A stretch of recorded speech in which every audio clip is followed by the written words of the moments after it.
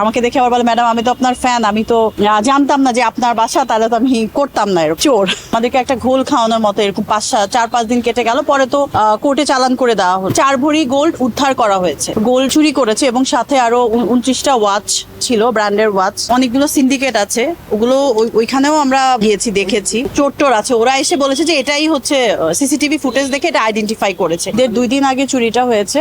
আমার তো শুট ছিল, একটু লেট নাইট শুট ছিল, আর আমার আম্মা হজে ছিলেন। তো চুরি হয়েছে, এসে তো বুয়া ছিল আমার বাসায়, একজন মানে পার্মানেন্ট বুয়া ছিল, নিচে দারোয়ানও ছিল, সব ছিল, বাট তারপরেও খুব এক্সপার্ট চোর। চুরি হয়েছে, তারপর সকালে তো দেখলাম এই অবস্থা। আমরা থানায় খবর দিয়েছি, থানা সবকিছু দেখে টেখে সব ইয়ে করে মামলাটা নিল। অভিযোগ থেকে পরে মামলা হলো, অভিযান করে ওনারা 31 তারিখে চোর ধরতে পারলো।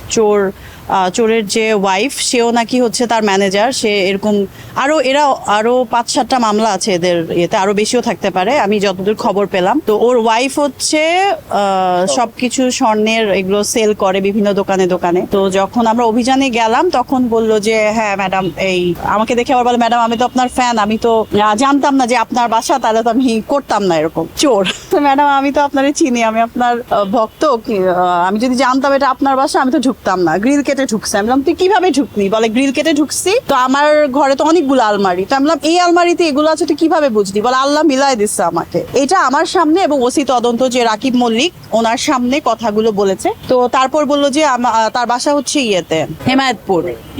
আমরা ওইখানে গেলাম, ওইখানে আশেপাশে খোঁজ খবর নিলাম। 2 দিন এরকম সে ঘুরালো আমাদেরকে, টঙ্গী ঘুরালো, তার সঙ্গ যারা ছিল তারা করার জন্য। যাদেরকে আমরা নিয়ে এসেছি বলে হ্যাঁ আমাদের সিসিটিভি ফুটেজে যেটা পাওয়া গেছে, বলেছে ইনি হচ্ছে ফারুক এবং তারা এটা আইডেন্টিফাই করেছে, এটাতে আর কোনো সন্দেহ নাই। বাট সে তার ওয়াইফ যখন তার সামনে আসে, নাহিদা, সে তার পার্টনার, ক্রাইম পার্টনার বলবো আমি, সে যখন আসে তখন সে আবার অস্বীকার করে। আমাদেরকে একটা ঘোল খাওয়ানোর মতো এরকম 4-5 দিন কেটে গেল। পরে তো কোর্টে চালান করে দেওয়া হলো। তারপর তো এই যে রিমান্ড আসতেছে, 2 দিন রিমান্ড হলো। তার মধ্যে 4 ভরি গোল্ড উদ্ধার করা হয়েছে। আমার যে 38 ভরি গোল্ড চুরি করেছে এবং সাথে আরো 29টা ওয়াচ ছিল, ব্র্যান্ডের ওয়াচ, আরো কিছু অর্নামেন্টস ছিল, ডায়মন্ডের ছোট ছোট আরো কিছু জিনিস ছিল। বাট মেইনলি হচ্ছে আমার যেটা কষ্টের বিষয়, কিছু ক্যাশ ছিল, 5-6 লাখ টাকা ছিল।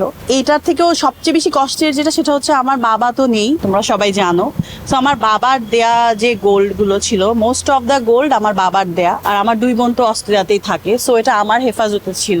এটা এখন মানে আমার জন্য আসলে অনেক বড় একটা কষ্টের কারণ হয়ে। অন্য কিছু চুরি হলেও এতটা খারাপ, চুরি তো আসলে খারাপ, মানুষের এত বছরের কষ্টে অর্জিত জিনিসপত্র এইভাবে 10 মিনিটের মধ্যে, 1 ঘন্টার মধ্যে চুরি হয়ে যায়, এটা আসলে খুবই কষ্টের। এবং এরা কিন্তু ছিচকা চোর না যে ধরবে সব স্বীকার করে ফেলবে, এরকম না। ওদের অনেকগুলো সিন্ডিকেট আছে, ওগুলো ওইখানেও আমরা মানে গিয়েছি, দেখেছি কিছু কিছু জায়গায়। বাট এখন যেটা আমার মনে হচ্ছে আরেকটু বেশি খুব ফাস্ট এটা যদি না বের করি, কারণ এদের তো আরো লোকজন আছে, এরা যদি গোলগুলো সরিয়ে ফেলে, যেহেতু 31 তারিখে সে ধরা পড়েছে, 2 তারিখ থেকে মার্কেট খুলেছে, এর আগে তো সব বন্ধই ছিল। তো আমার যেটা বিশ্বাস এবং ওসি তদন্ত যেটা বলেছে, যে আমার মনে হয় ওর ওয়াইফ, ওর ওই ফারুক যে চোর, ওর বাবা এসে বলছে বিয়ের পর থেকে ওইগুলা বেশি করে, এবং ওর যে ফ্রেন্ডরা যাদের সঙ্গে ওরা বড় হয়েছে এইসব এলাকার, মিরপুরের যত চোর আছে, ওরা এসে বলেছে যে এটাই হচ্ছে সিসিটিভি ফুটেজ দেখে এটা আইডেন্টিফাই করেছে। তো এটাতে আর কোনো ইয়ে নাই যে ও স্বীকারোক্তি দেখ আর না দেখ আর কথা বারবার চেঞ্জ করুক, এটাতে আসলে কোনো দ্বিমত নাই যে এটাই হচ্ছে আমার। এবং আমার যে ব্যাগটার মধ্যে করে নিয়ে গেছে সিসিটিভি ফুটেজে, ওটা ক্লিয়ার আছে।